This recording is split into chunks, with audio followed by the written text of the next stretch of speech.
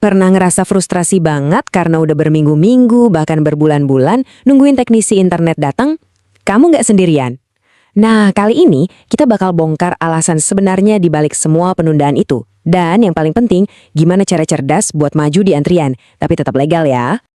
Ngeselin banget kan, udah semangat daftar, udah ngebayangin koneksi ngebut. Tapi yang didapat cuma janji sama penantian yang gak ada ujungnya. Yuk kita cari tahu bareng-bareng kenapa sih ini bisa terjadi. Oke, mari kita bedah satu persatu. Biar kita ngerti solusinya, kita harus tahu dulu akar masalahnya kan? Ini tuh bukan karena mereka sengaja ngelupain kamu, tapi ada sebuah realitas di lapangan yang jarang banget diomongin. Masalahnya tuh sebenarnya simpel banget. Ini murni soal penawaran dan permintaan. Coba bayangin, di satu sisi ada ribuan orang daftar tiap hari. Mungkin termasuk kamu juga, karena tergoda harga murah atau takut ketinggalan. Nah, di sisi lain, jumlah modem dan teknisinya itu terbatas banget. Satu tim teknisi paling cuma bisa pasang 3-4 rumah per hari. Ini udah resep pasti buat antrean yang panjangnya minta ampun. Iyep, kamu nggak salah baca.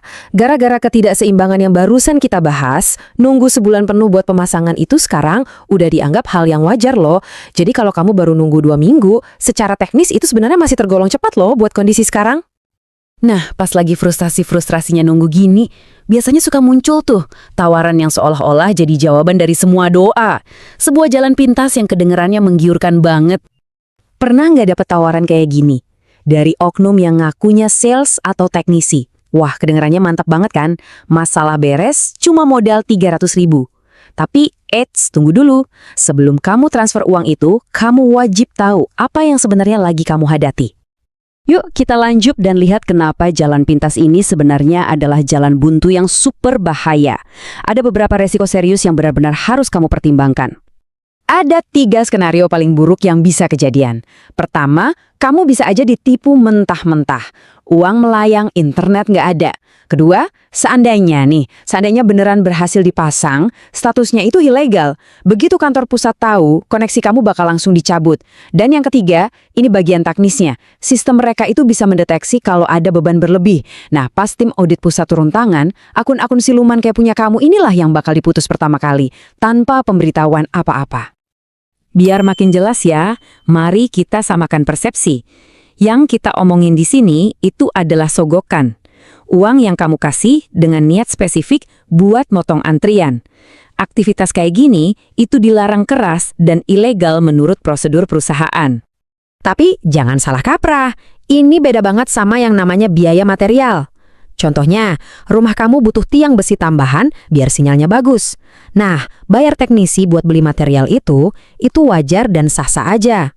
Kuncinya di sini adalah kamu bayar untuk barang, bukan untuk nyerobot antrian. Oke, cukup bahas hal-hal yang nggak boleh dilakuin. Sekarang kita masuk ke bagian terbaiknya. Gimana caranya dapetin prioritas tanpa harus melanggar aturan? Ada loh cara cerdas buat ngelakuin ini. Strateginya sebenarnya sederhana. Coba deh lupain dulu pendaftaran online pusat yang antriannya udah panjang banget itu. Coba cari spanduk-spanduk agen lokal di sekitar komplek atau desa kamu.